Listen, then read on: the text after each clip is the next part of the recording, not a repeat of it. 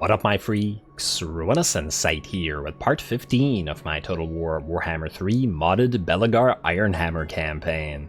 So as we saw last time, our battles continued with Belegar having fought the quest battle for the Shield of Defiance, powering him up further personally, but more importantly acquiring the casualty replenishment buff, which is needed right now both to heal Belegar, Gradnar, and Grimly before he moves out towards Skavenblight, as well as, and this was completely on purpose I swear, giving us the Celebration and the Control +3 to all provinces for 5 turns to counteract the Confederation of Zufbar. This was really needed, so it's going to be a tremendous help in keeping us from, well, going bankrupt in the next few turns, as we are recruiting once again. Now, in terms of what we gotta do right now, first of all, retinue, let's start moving you towards Krad Tommen. As you guys have been saying, the identification of Skaven Ruins is essentially free XP because it doesn't cost anything, and yes, that is true, at least I assume it is still true. It did used to be true. I also remember that failures had a reduced amount of money before, but I'm not sure that that's still true. Or maybe that's an SFO thing versus a vanilla thing, I'm not sure. Well, we'll test everything as we go. But I do appreciate the reminder. I'm definitely going to make some use of that to hopefully level some of our heroes, and on top of that, maybe acquire some more archivists or students. Now, in terms of what else we have to do this turn, Alaric, you, well, you guys don't have to move, but you, Fimber, may want to do so. Let's move you out of Sump Pit just to activate Valea's Will. We will still probably want to recruit with you, but frankly we don't have the cash right now to be doing so much, so let's just leave it at that, for at least a few more turns as yet. Now, Dringo Karaz, I'm kind of tempted to delete the Trinket Maker and replace it with a defensive structure, but the thing is, we'll lose a Dwarf Great Weapon unit here, and maybe we want to keep it just in case this place gets attacked by like a Skaven Slave stack until we've moved down here, so let's leave it alone. Alaric, you're good. Constructor Furrowbrow, I think you're good, unless I'm mistaken. You're currently in Karakazor. Yeah, that seems fine. We might also want to start collecting income again. Let's see, -6. Yeah, you know what? We need the money. We need the money right now. As long as it keeps in the -59 to -75. And then in 2 turns, we'll have High King's Authority to counteract this. And we could always move Constructor Furrowbrow back into this territory to counteract it as well. We'll just have to keep an eye on it. You are collecting income as well, and you're perfectly at 0, so that's fine. As long as we don't get any negative public order, and that screws us over elsewhere. You're at -5. We'll have to keep an eye on you, but you're under siege, so that's hardly surprising. Alrighty, Fimber, Cazador. Ooh, yes, Cazador. We have to do something with you as well. Constructor Morgrimel, Alaric Get Gold. Okay, let's talk to Alaric here for a second. What we should probably do is start moving this army out and towards Oakenhammer to retake it. Now, Zufbar is definitely going to be a militarized dwarf province, so we're probably going to have to build defensive structures everywhere. I don't expect we'll get a full stack strong enough to take Castle Drakenhof for quite a while, at least not here. And thus we're better off just defending, occasionally sacking, and maybe raiding some of these territories. We may be able to retake Grom Peak as well, though, because the orcs are probably going to be a little bit worse on the defense, and maybe even push towards Mount Gunbad, ideally. And certainly a possibility. Actually, that reminds me, you. Our kin have come. Fetch the brewmaster. We drink. Finally. Let's see. You are going to be at war with Slaves of Zar and Bone Rattlers. What if we join war against the Bone Rattlers? I think that... let's see. 1,000 gold for that, eh? Maybe worth our time. Maybe worth our time. 1,000 gold isn't all that much. Then again, we could always do this on another turn as well. So we don't necessarily need to do it right now. Hey, you know what, then let's hold off on that. I was just thinking we should probably declare war on them before they declare war on us, because otherwise it's a waste. I don't particularly want to declare war on the Slaves of Tsar, though, because they can, and probably will, march down through all this just to get to us, because that's what the AI loves to do, so I'd rather not risk it. Otherwise, Alaric get gold. Yes, I almost forgot, but then didn't. You are going to move towards Oakenhammer, or at least you're going to start doing so. And we're also, while we still have the advantage of recruitment to raise the banners, we'll get you a couple rangers. We do have the money for it, after all. Like so. And you know what? We are recruiting miners here in Zufbar. How safe is Zufbar right now? Well, I wouldn't say it's safe, but nonetheless. If you come close to Oakenhammer, I think you'll be able to relieve Zufbar anyway, so I don't think we'd be as worried about that. Let's get you instead. Another miner with blasting charges.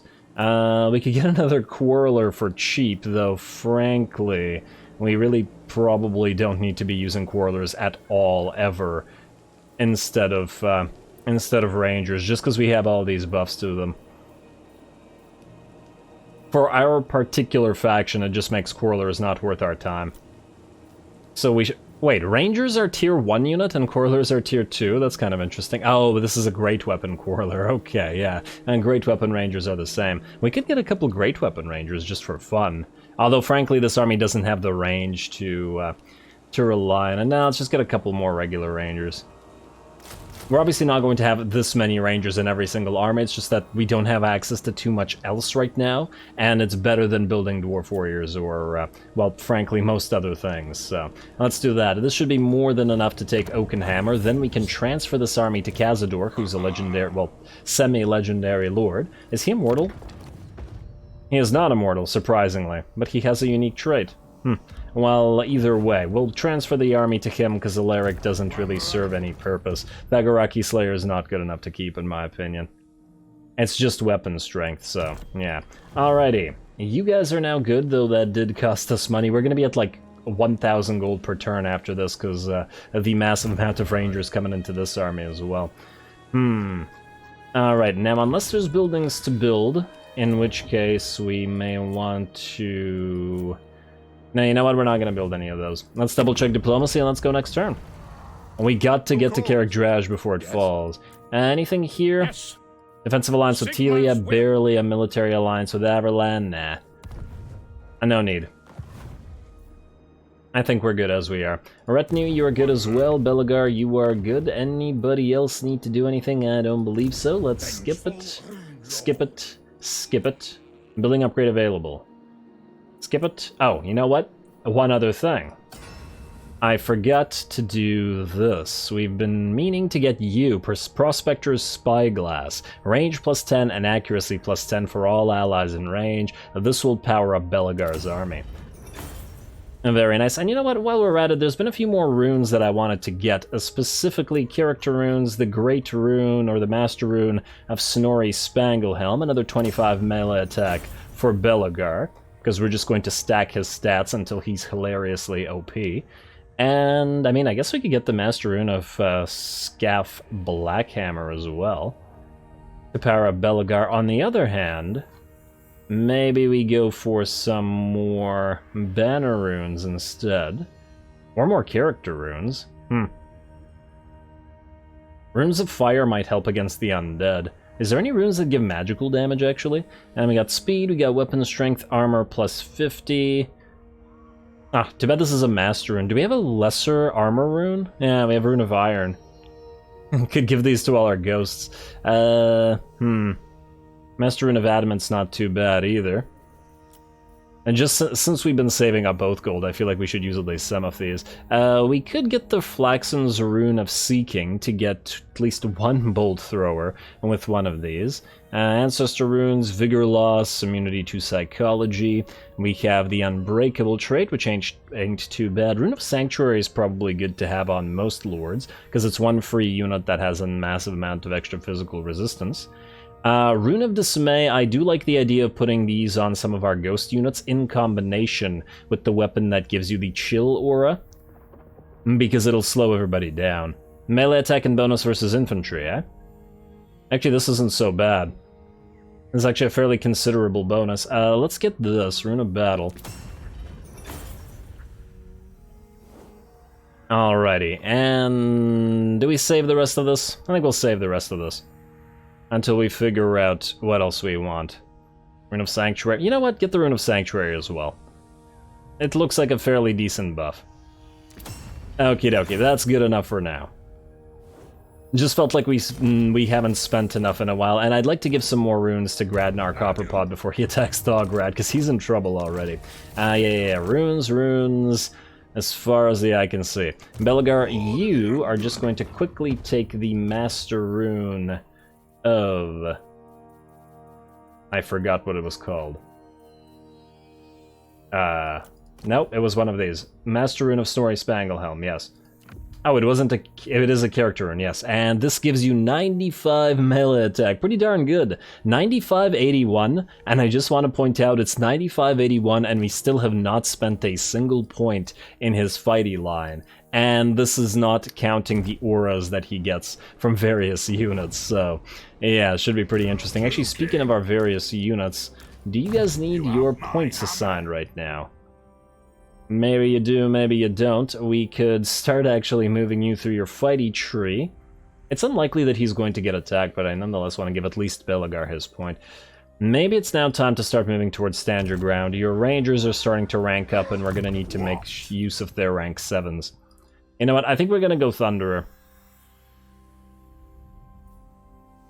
There's no guarantee that we'll be bothering to use anything other than rangers. I mean, I do like flame cannons, don't get me wrong, but if artillery is to go, it's probably going to be explosive grudge thrower and maybe a couple cannons or a couple organ guns, depending on how we want to adjust that. Maybe the organ guns because our thunderers already arc over stuff, but yeah, let's go for thunderer right now, and then we'll go for rally, and then some good stuff here. Dowie firepower, this is what we're talking about. Reload time reduction and missile strength for those rangers. And we will probably want to get that other engineer, or another engineer, not necessarily that one, in this army as well. And just to power this up further. Still tempted to keep the Angrund miners here though, just because of Belegar's trait for them, which seems pretty nice. Plus 200% ammunition. But do we really want to keep one melee unit? Does it offer that much? Oh, before I forget, you can get the Spyglass. Where is it? Prospector Spyglass, very nice. You're always buffing those units anyway. Beautiful. Okie dokie, now we're good to go. Let us end the turn, unless we want to give you a point or an upgrade. Ancestral Blood, Thugni, yeah, let's get you Specialist. Alright, good enough. End the turn, and let's see if Belegar gets attacked. Dringo Karaz might get attacked as well, depending on how close these other Skaven stacks are, though I do imagine that they'll try to go for Balthazar Gelt instead of us. He just won a fight, and then he went somewhere. Unless he what? Oh no. Okay, that's not good. Yeah, okay, Karak Draj is going to get attacked. Gradnar's gonna, well, he's not getting there in time, that's for sure. We have barely a garrison here. We have only 1,000 defenses in the ass. See, if we had that bonus plus 1,000 defensive supplies that you get for... I forgot the name of the technology, but we do need to start moving towards that now. Clearly. Alright, well, I guess moment of truth. Let's see if we can survive the battle for Karak Draj. I'm not super concerned about the goblins, to be perfectly honest. Really? Okay, so we have the trolls and the night goblin squig hoppers. This battle will be completely decided not on the walls, but rather if the enemy can break through. If they can break through even one gate and stream in with their trolls and stuff, we won't be able to hold. But if we can prevent them from doing so, I don't think the goblins can take the walls. They're just too weak. Well, here's hoping. Let's find out.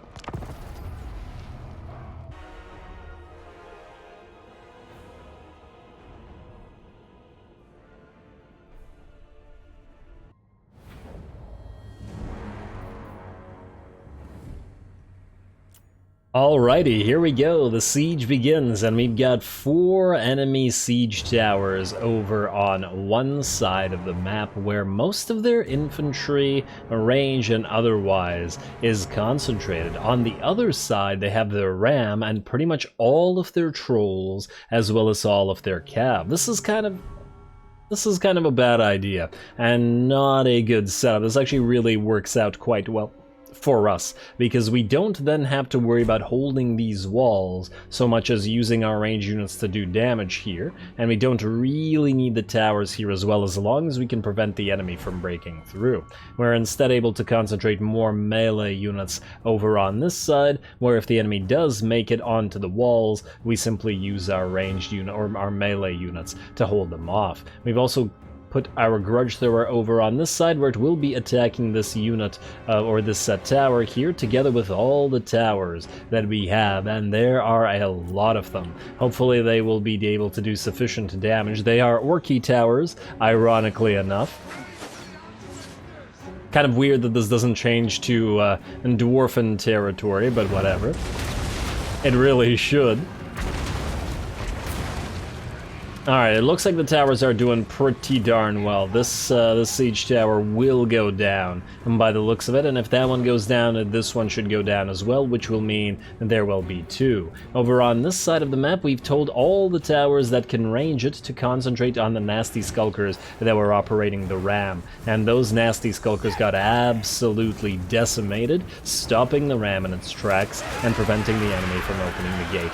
For now. Of course, this is not the only infantry unit they have there. They're moving the Night Goblin archers to operate the gate instead, so we'll be switching to them in a few seconds. Over on this side, we've got this tower down to 2% HP until it completely drops, and the unit within it gets, by the looks of it, completely destroyed. I take it this is an SFO thing? I haven't destroyed as many siege towers in vanilla as I recall. Or maybe it's just the fact that it was a basic unit with relatively low HP. I gotta compare this with vanilla. But yeah, the unit gets fully destroyed with the death of the tower, which it looks like we're going to be able to replicate for the second one as well, with the grudge thrower chucking them stones, and the range units, and our own towers attacking this one. Let's see if this unit dies as well, in fact. And we got 9% HP, a couple more volleys, and you are out, my friend. And there we go. Down it goes. Oh, damn, that thing went flying far. It went into our city.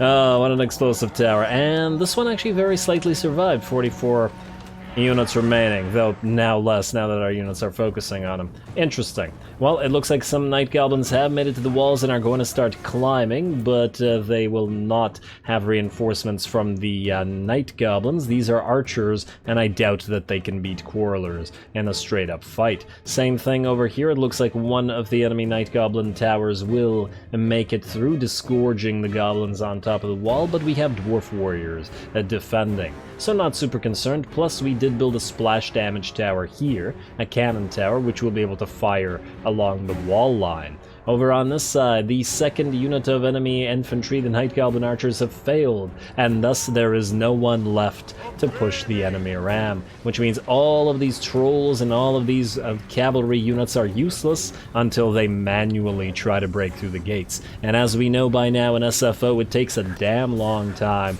to break through the gate with anything that isn't a ram, or that I guess does special extra damage to buildings. I don't remember how long it takes miners to break through the gate as compared to walls. But anyway, good luck to the trolls and the cav. They're just going to sit here as sitting ducks/targets. And all of these towers and our range units will be able to work on them. I guess we didn't even need to leave our hammerers or our Thane deployed here. I was thinking that if the enemy broke through, that's where they'd be needed, but it doesn't look like it is, in fact, needed right now. And let's see about those enemies climbing those walls, get a little bit of range-on-range fighting in melee. But our Quarrelers should absolutely win this one. Especially as the enemy will be in low vigor as well, unless these guys have some kind of vigor buff. Nope, it doesn't look like it. Oh, with the sneaky stabbing, they got 50 melee attack though, so they might do some damage, although not looking like all that much. The problem is these guys will lack armor piercing. Yeah, 6. Although you would think those daggers that they use would be reasonably decent at finding chinks in armor. And popping chainmail, as these are, this looks like a chainmail over gambeson or something. Kind of hard to see exactly what these guys are wearing, but yeah, by the looks of it. Alrighty, well, let's see. These range units are in bad shape. It looks like they will be out shortly. The enemy Night Goblins that have tried to fight the Warriors have failed completely. A, at attacking the Warriors, and B, under fire from the Siege Tower this entire time. They are going to get off the wall, and they are going to survive, but we will be able to use the Grudge Thrower to focus them down as well, which has also been focusing this unit that's been moving in, while same said unit is also being attacked by our towers. Looking pretty good. The balance of power is still in the enemy's favor somehow, I guess because the enemy Goblin Great Shaman is moving into the city, but every unit as trying to reach our city has failed. It looks like everyone but the Lord will be dead, and somehow I doubt that the Trolls are going to make it through that gate in time for the rest of their army to join their fray. Alright, keep axing away, friends. And by the looks of it, preemptively, we won't be losing Karak Eight Peaks. And these guys did want to reclaim it for themselves, and the towers. A great job. I'm quite enjoying watching the towers go to work, actually, even though these are Orky towers. Ouch.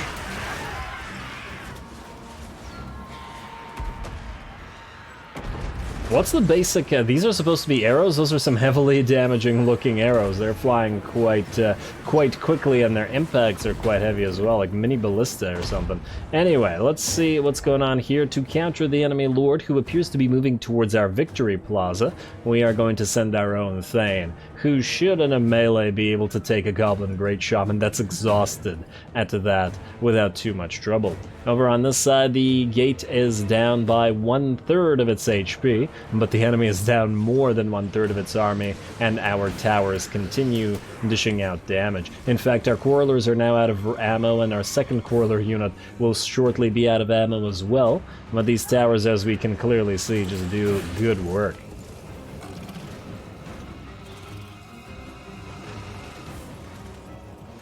There we go, and their volleys come reasonably often enough.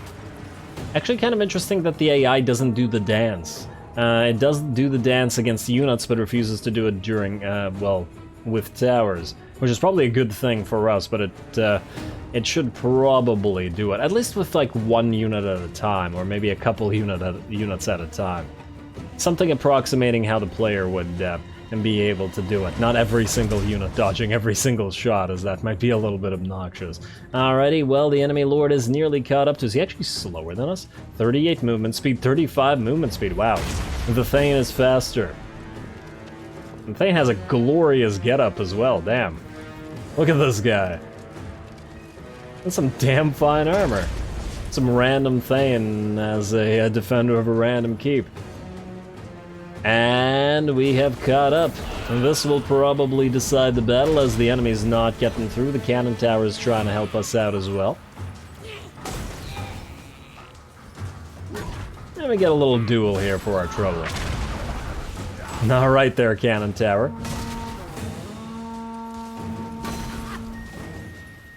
And advancing forward where the enemy can't do anything. Miss with the jump, but the guy moved right into the cannon, and it looks like he's shattered, and the battle is ours. Our Thane is going to actually chase him down because he can move faster. And I guess the tower is going to provide a little bit of support, and we're going to kill the enemy Lord like this. There we go. And the battle is ours, and we've suffered little to no damage whatsoever. No damage to the walls, barely any damage to our units. I think we lost like a couple units overall, and obviously a heroic victory.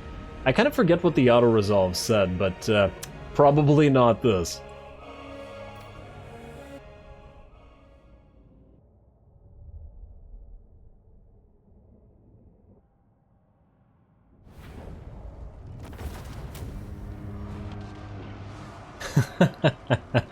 Well, you know, I think this is why we get stories in the lore about isolated dwarf holds holding out in a siege for like 100 years, constantly surrounded and attacked by Skaven or Greenskins, though I think it's usually Skaven with the 100-year sieges, but I think there were Badlands sieges as well, and then there's Krakadrak as well, but yeah. A good example of this. Also, talk about overestimating the AI. Damn, I was actually very concerned about this, and we got 4 losses, which does tickle me. And hey, we got 2.4k out of it. Very nice. I guess, well, it was a full stack and a heroic victory. Not very much oath gold, surprisingly. You'd think we'd get a nice little bit of oath gold reward, but oh well. Only true vengeance will make me happy. Is that Alright, what you want, buddy? Oh, we're... okay, I don't like that. We're gonna have to talk to him, see if we can do anything about that, because that's extremely concerning. Grimly does have a full stack nearby, but he really needs to go after the Skaven there. He can't be busy with Orion. Alrighty, faction destroyed Clanish, Wa fails Crooked Moon, enemy killed in battle, Zufbar Zufbar besieged. I want to just cancel those mines. Oh, well, actually, I guess they would... Yeah, no, they wouldn't have built anyway. Okay, still a concern, but I am glad that we got Cazador here to help at least to some degree. We got Groby Scum Grudge, raid any region belonging to the Greenskins. I think that's the 3rd one of these that we have. Alright, we really gotta get on that Greenskin killing thing. You cannot get your additional miner with blasting charges, that's fine. Well, it's not so much fine as we don't have a choice. You're gonna move forward, and we're heading to Oakenhammer and then immediately to Zufbar, or possibly just straight up immediately to Zufbar, I'm not sure. We can always try to jump over there as well, though we do have to watch out for interceptions. Now, oh, what the frickin' hell is that? They just won't stop. Oh, man, okay. They're just everywhere. Go figure. This campaign is really making me understand what it's like to be Dowie in the Warhammer universe, because damn are we surrounded and constantly attacked from every side, and damn are the enemies numerous. Alrighty, first of all, you cancel this for a turn, or for a second. Do you have an archivist? You have a student and an archivist. Okay, do this. Cancel, delete, and then scout ruins. For clan honor. Okay, we got nothing out of that. Oh well. Let's give you back your student and your archivist, I guess. I just thought that since he was gonna level, we might as well try. Archivist, where are you? Right there. Alright, what's our research rate at, by the way? It's at 210, it's not so bad. Considering we don't have buildings that specifically deal with this. You can go into specialist, my friend. And we do have a small stack coming in here. True king of 8 peaks. Now, what's the best way to do this? Yeah, we do have... Damn, we really got to get this greenskin conflict out of the way. Which means we should probably try to raid Karak Asgal. And do we really want to do that with Belegar, though? Rather than heading to Misty Mountain? We could go back to Karak Asgal after Misty Mountain, but by then I imagine these guys will probably have tried to at least attack Dringo Karaz or jump to Spite Peak. Which ain't so great. We could try moving Fimber to Spite Peak instead to reinforce in case these guys try to attack it. Though actually with this one army, even they still won't be able to take it. Hard to say. You know what? Move right here to the edge of this territory so that you can go to Spite Peak if you need to. Now, Belegar, I guess you are going to move out. We can, I guess, stay in our own territory.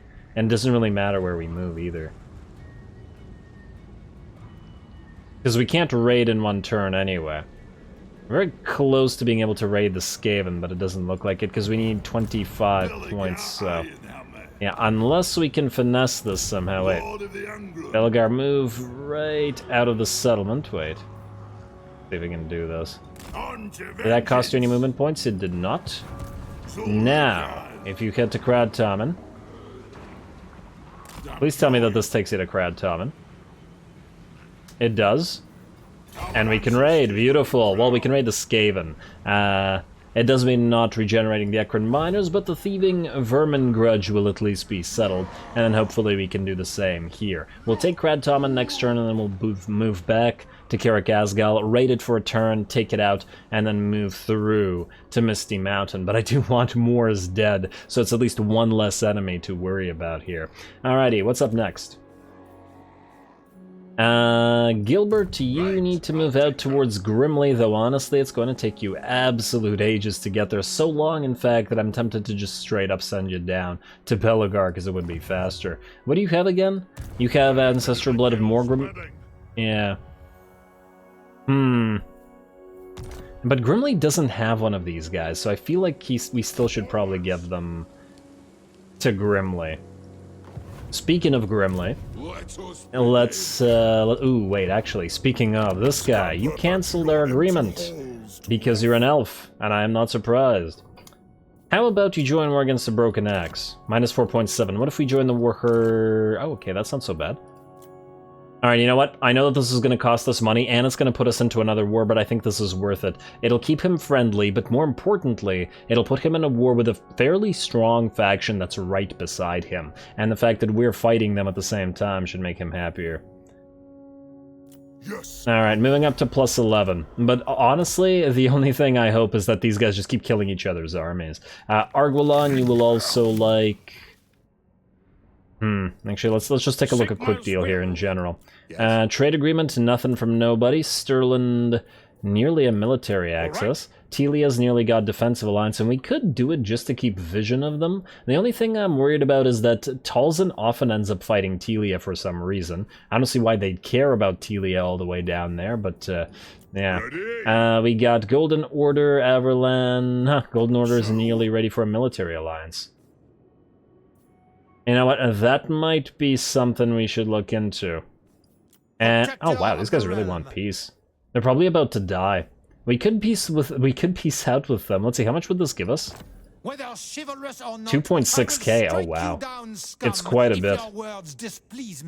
It will piss the heck off Talzin. But, frankly, they already kind of dislike us. Let's just do this. I mean, it's 2.6k. I don't think we can pass that up. And frankly, we don't really care about actually fighting this faction, quote-unquote. Propose offer. And then maybe if they survive for 10 turns, we'll ask Talzin to join war against them. Again. Military alliance. Let's try Golden Order, then. Balfi. Give us a little bit of cash as well. And this should also make us a little bit stronger. Alright, good. Now we're allied with the Border Princes and the Golden Order. Might as well ally with Averland. I'm not willing to pay them, though. They'll probably ask for a military alliance sooner rather than later anyway. We'll just hold off on it. It's not like we can afford the better outpost right now anyway. And I think the Golden Order is obviously going to be the superior faction in general, because of course it's a legendary Lord faction. Alrighty, now... I wonder where that little army went. It probably failed and then moved away from Draj up to Mount Squighorn. Can you jump to Draj from here? You cannot. You probably can't take Karak... Somebody's destroyed Karak Drawn. Wait. Yeah, Karak Drawn was recently owned by you, I think. Which means there's probably a full stack there. Which is a concern. You know what? You're gonna go into an... camp stance, or do you just jump to our own territory? How much do you heal in camp here where you are? Pretty decent amount. I'm not sure whether we heal more from this, because we do get the extra casualty replenishment rate. Maybe it's better to do it like this. Alright, you know what? Start moving towards Karak Draj and towards Black Iron Mine. We're not going to reach Black Iron Mine either way. And there's just no way we can get there in time. What we can, however, do is summon a Templord here. What do we have here? Groby Slayer. I guess that'll work. Or Groby Slayer or Tuffy? He doesn't have an army, so technically this wouldn't power up the army at all. Though if we really wanted to spend that cash, we could also get some not rangers, we could get some regiments of renown in here, specifically we could get some slayers in here. No, I'm not 100% sure it's worth the money right now. A single unit of Slayers could probably make the difference and turn the tide. If these guys have artillery pieces, we'll need something to be able to run them down. But I also don't want to spend massive amounts of cash. I did say I was feeling like the Dowie after all. Let's see, Groby Slayer or Tough. Groby Slayer or Tough. The 25 armor makes absolutely no difference because your armor is already so high. And the 5 melee defense isn't bad. Weapon strength could be good against greenskins and Skaven, depending. But do we need another Groby Slayer? Once I just feel like Tough is kind of a waste. Yeah, let's just go for Groby Slayer. There it is. And there's that stack with the remnants of it, but we know that it can't take Karak Eight, at least not in its current state. And don't tell me that's a frickin' Doom Engineer, of course it is. Okay. Well, that's another problem. I would love to get an extra Thane to annihilate it or assassinate it. We could also leave one of these guys. For example, you could leave this army and try to move out there. And try to assassinate. The likelihood of this happening? Just out of curiosity. Hey. Assassinate 32%, not super high.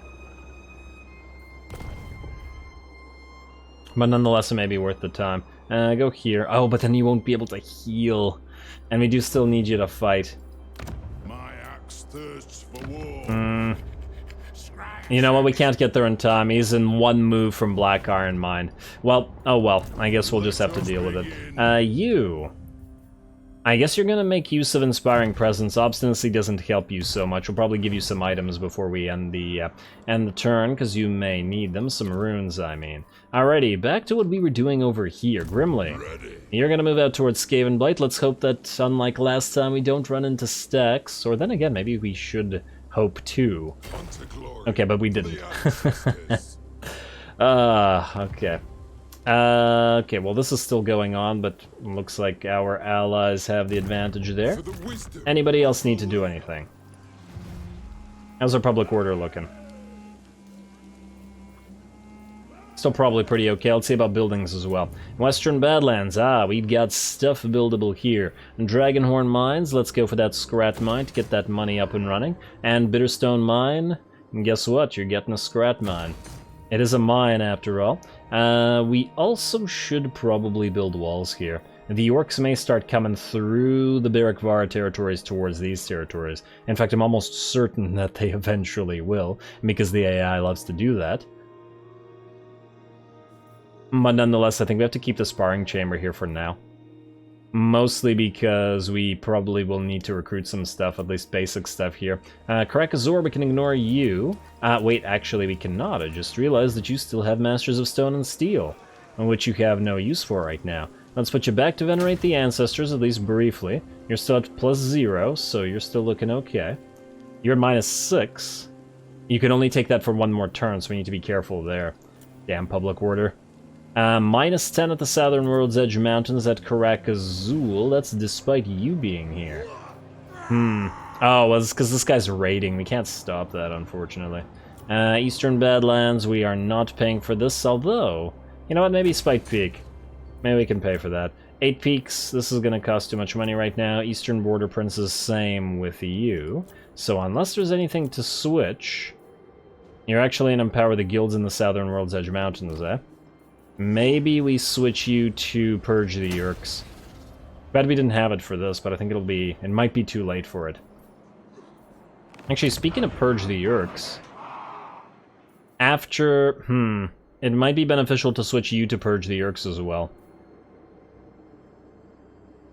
Missile damage and melee attack, just for the units in these settlements. Granted, the control would be better, but it'll make it a lot more difficult for the enemy to attack the place.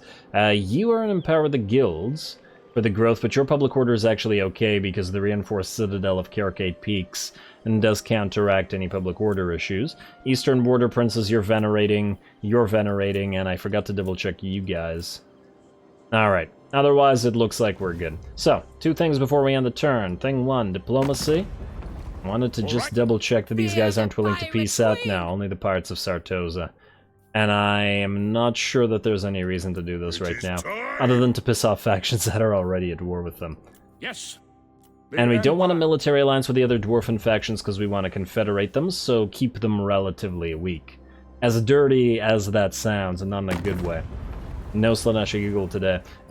What? Okay, I already checked diplomacy. We need you. Kazran, rather, Norgrimling. You... Oh, like Norgrimling's Ironbreakers. Yes. The Regiment of Renown of Ironbreakers. You can have... I'm a little bit worried about losing some of these items, but let's give you some basic stuff. Oh, do we have, like, no character runes left? Okay, maybe we can forge a character rune or two, rather than just giving him all of these. But let's give you a Rune of Battle. It's not gonna help you very much, but, well, actually...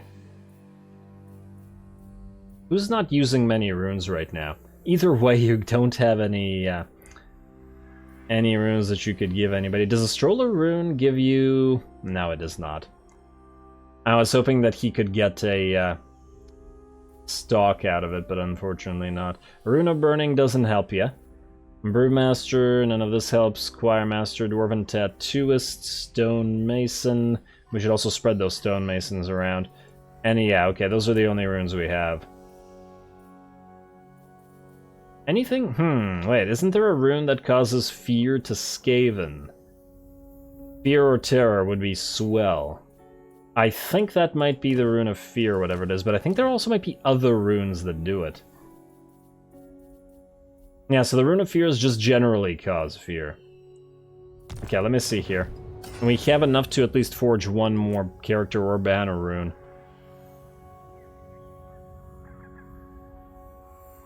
This gives you speed and strider, this gives you armor, the Rune of Adamant could be helpful as well. But I think it's the effect of psychology that we want. Unbreakable. But it's affect allies, not affects you, right? So we don't necessarily want that. Rune of Courage, immune to psychology. Rune of Stoicism. Again, unbreakable. Affects allies in range 1 max, duration infinite. Huh. Interesting, though. And expert charge defense. We could make one unit unbreakable near us. Ah, there we go. We got Rune of Dismay. Causes fear. Assign non-character unit. This is a banner rune, though. But it's better than nothing. Though the question is it better than one of these runes? And the answer to that is I'm not sure. An unbreakable unit could be very useful here. But generally speaking, this rune seems kind of meh, at least until we're facing off against Largens, maybe when we start fighting ogres. And we will want a few of these runes as well later on. The speed reduction actually is quite helpful for chasing stuff. You know what, I think we're going to go for the Rune of Dismay. Even though I feel like the Unbreakable would be more useful in this particular battle. No, you know what, screw it. It'll be more useful in this battle. Okay, so, let's take this, Rune of Stoicism. Yes. Not the Rune of Battle, even though I'd love to have it, you have nobody in your army. A Rune of Stoicism for you. Like so, for the banner rune, which you can hopefully give to yourself. Hopefully that does work. Then, magic items. The Scepter of Stone is no longer being used. Gradnar Copperpot hasn't needed it for a couple of turns, so we'll definitely take that.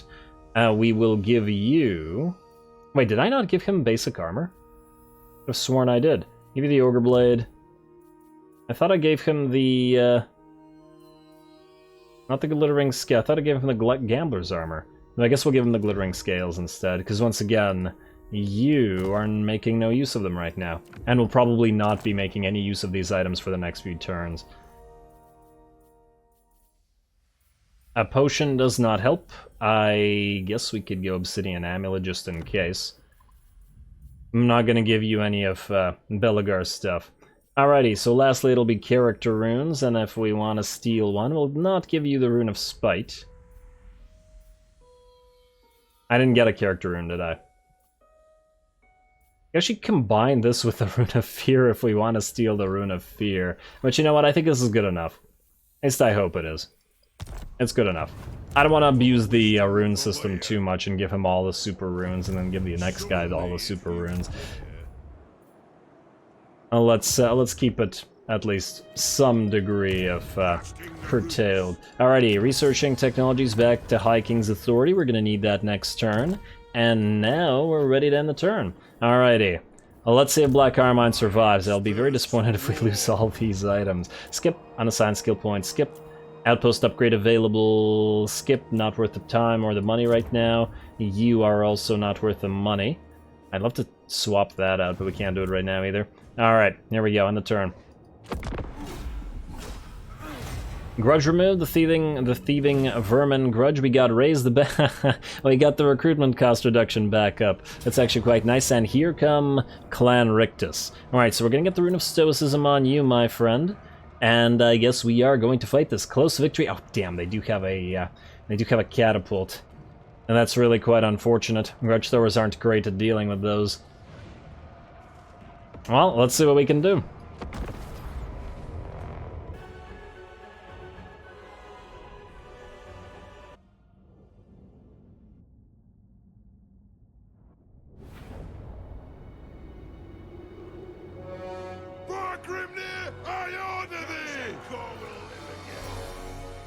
Alrighty, well, let's do this one for Grimnir, shall we? Now, in terms of the auto-resolve, before anybody says anything, yes, we could have auto-resolved this particular battle, and it would have given us the free win. However, this is one of those situations where I feel the auto-resolve is lying in our favor, as in the enemy should be stronger than it looks, at least to some degree. So we're going to play this out, we're going to see our results, and then if we are sufficiently victorious, and then we can auto-resolve similar battles if these guys come back. But if not, then not, obviously.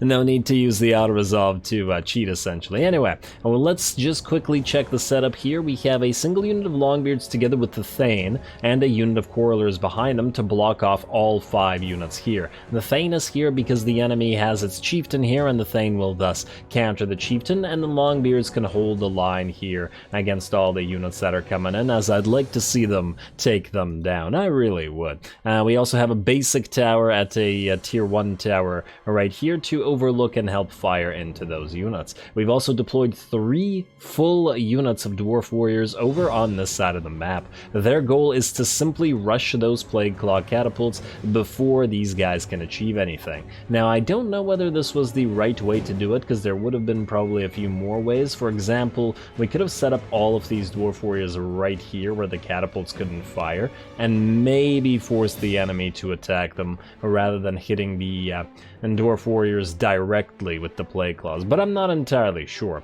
Or we could have deployed 2 here and then 1 behind the structure and then sallied out. I don't know. But, well, this was the plan that I decided to go with. Otherwise, there's 2 more Quarrelers over on this side, and then another unit of Longbeards blocking off this ramp, where a Quarreler unit stands together with the Grudge Throwers, which are going to concentrate against, or on the force led by Rickrick Sliceblade there.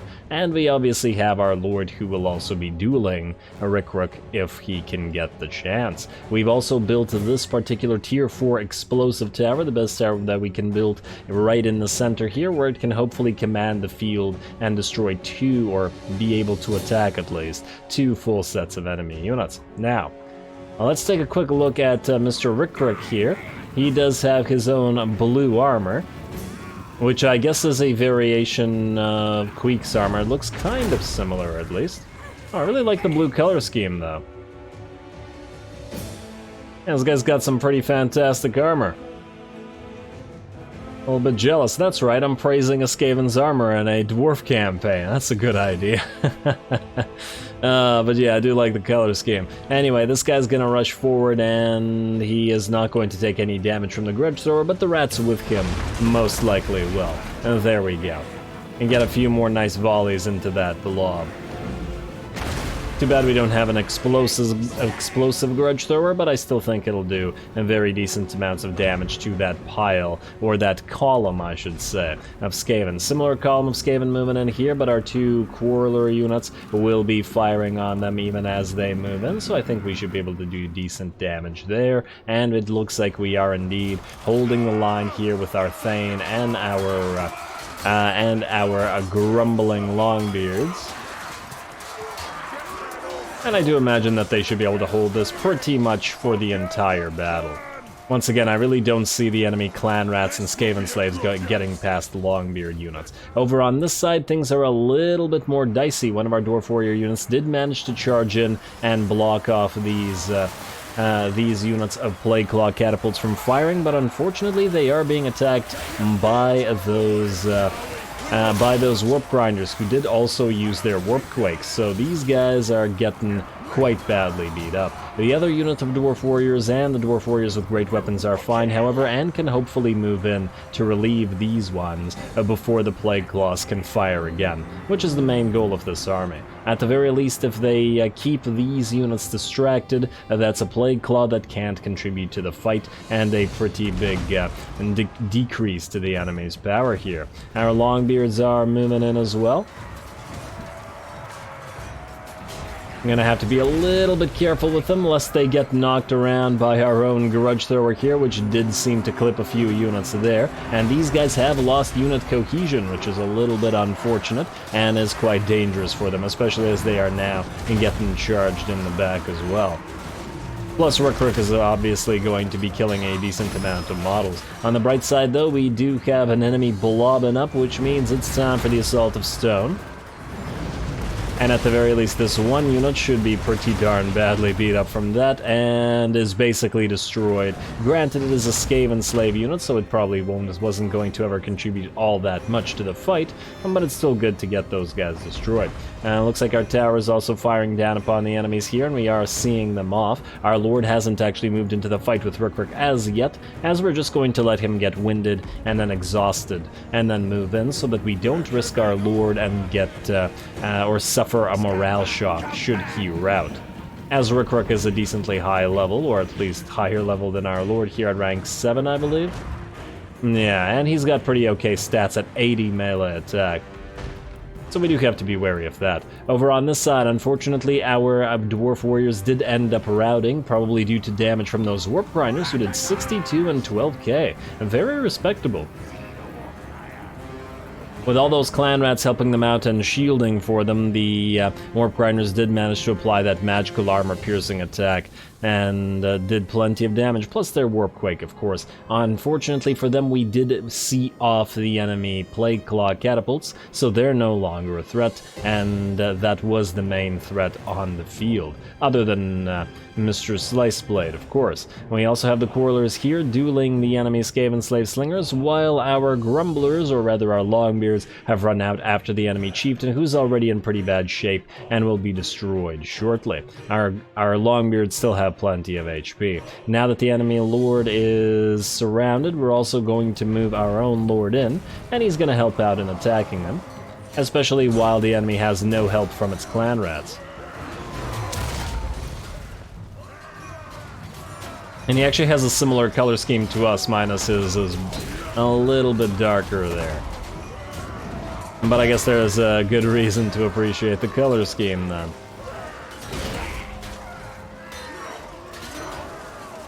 Though I'm pretty sure that the Dowie wouldn't look at it that way. Anyway, we got some more units now charging back in, but probably a little too late, as Mr. Rickrook is down to less than a third of his HP and is now tired and wavering.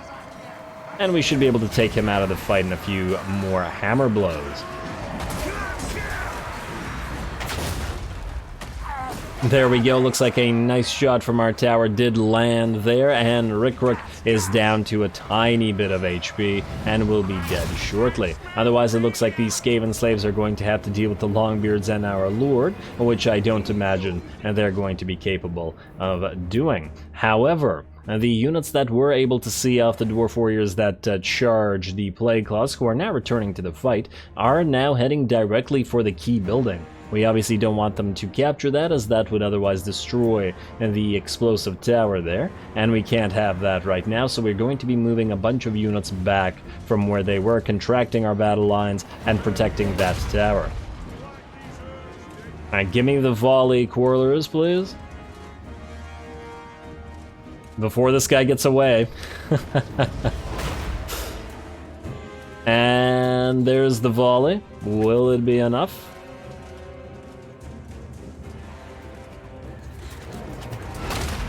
It wasn't the volley by the looks of it, it was the tower that managed to snipe him. Nice shot though, I wasn't expecting that arcing shot to actually hit him. It looks like we did manage to win over on this side despite the 3 versus 5 or so and hero on hero. And we are now moving these guys back towards the main location as well. A couple of them are just going to directly charge it while the rest try to destroy these units with quarrels and with grudge thrower rocks being thrown. With grudge thrower.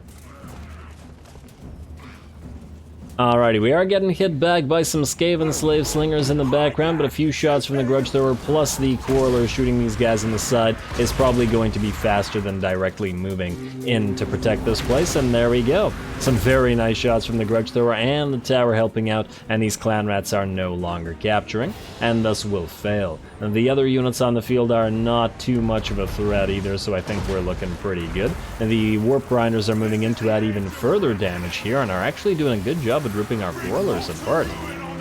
But unfortunately, not for very long, as they do get focused down. The rest of the enemy forces decide to rout, and the entire army shatters. Chain rout is here. We are going to try to get some more shots off, especially to try to kill the warp grinders, but it does look like the battle is ours. The auto-resolve, of course, was correct in that we did win this, but we did suffer a little bit of damage. Several of our units are down to about a quarter of their HP, though of course they will heal up, and we'll have to see how much they'll heal up after the battle is over.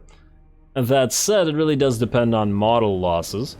Like, this unit is below half HP, but has almost all of its models, so it'll basically heal to full. This one's at 60 out of 80, so yeah, we took more HP damage than we took model damage, which is actually pretty great. So maybe the auto-resolve was indeed right on the money, even if we did take some damage. I guess the most damaged units, oh, I like that, the most damaged units are probably the ones that charged those plate claw catapults and what caused this Pyrrhic victory, but certainly worth it not to lose the Black Iron Mine and have to get a full stack coming back here to retake it.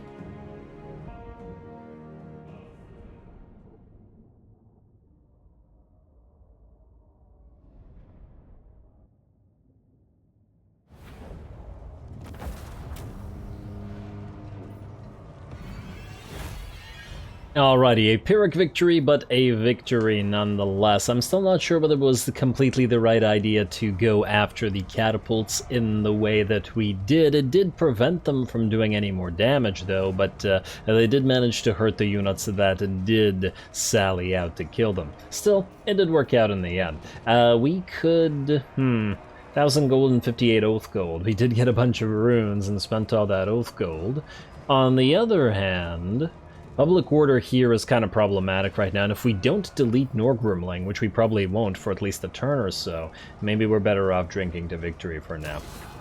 Alrighty, like so, and what the heck is this? Grimly will be attacked, or rather he will intercept an enemy army. Now, to reduce casualties, we're probably going to have to fight that. Unfortunately, we didn't give Grimly some runes, so we're gonna have to be real careful here, and try not to get so badly damaged that we're unable to attack Skavenblight. Still, it's better to destroy this army before we reach Skavenblight itself. Nonetheless, though, we are out of time, and I'm going to have to call this episode here. I guess we're going to end up starting the next episode off with a battle, and I guess seeing what other armies have popped up right in the middle of our territory as well. So stay tuned for all that. Don't forget to leave a like and comment. All glory to the algorithm, and thanks for watching.